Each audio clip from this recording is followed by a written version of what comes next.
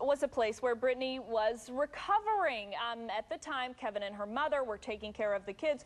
Donald, couldn't it be argued that no matter what was said in rehab, the point of her being there was to straighten out her act? How could that be held against her? Well, one of the four main factors that the court's going to look at is substance abuse.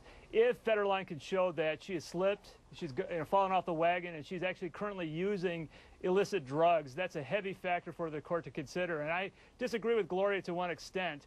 It's relatively easy to get those records in family law because normally people have to sign waivers in order to engage in a custody dispute. If you don't sign the waiver, it looks really bad in court. So she's probably signed something, and there's a lot of other records besides attorney-client or doctor-patient privileges that's going to be found in these records. Okay, so it remains to be seen which records can and will be released. Well, looking at this group of people, her former assistants, her bodyguard, promises, what if all of them say, hey, she's a great mom. She completed her time in rehab successfully. She's not a danger to the kids. Gloria, could that all backfire against Kevin?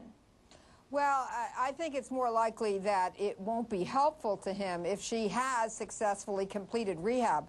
But I have to disagree with learned counsel. I would truly doubt that Britney has waived her privilege of confidentiality with a doctor or a psychotherapist. That would be very, very unusual. Of course, she can if she wishes to, but Gloria, I truly doubt it. it's common in family law cases. In custody disputes, it happens all the time.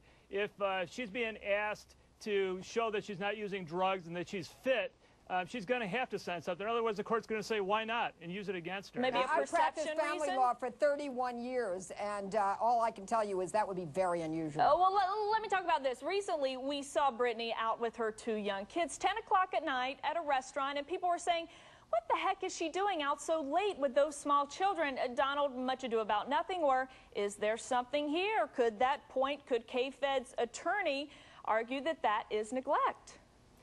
Whenever the kids are involved, it's very relevant to the custody proceedings. When she's out partying with her friends and she's dancing and she's wearing weird clothes, that doesn't matter. The court's not even going to consider that. But if she's got the kids with her at late hours, that's just additional evidence that she may not be stable enough to be the primary caretaker, and he may have something.